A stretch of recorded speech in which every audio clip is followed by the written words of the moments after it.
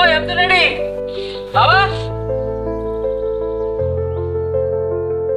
আসছে তোর মা যদি জানে যে মাছ ধরতে যাইতেছি তাহলে রাইগা একদম আগুন হয়ে যাব চল চল চল চল কই যে তোর মা আমার একটু বেশি বেশি শাসন করে তাতে একটু কর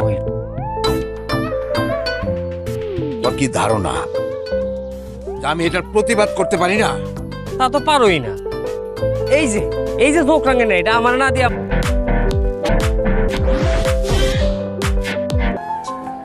ধরো কথা কই ফাজিল একটা। এই যে নিশ্চিন্তে ঘুমাও, চিন্তা করো না, অনেক রাত হয়ে গেছে, ঘুমাও।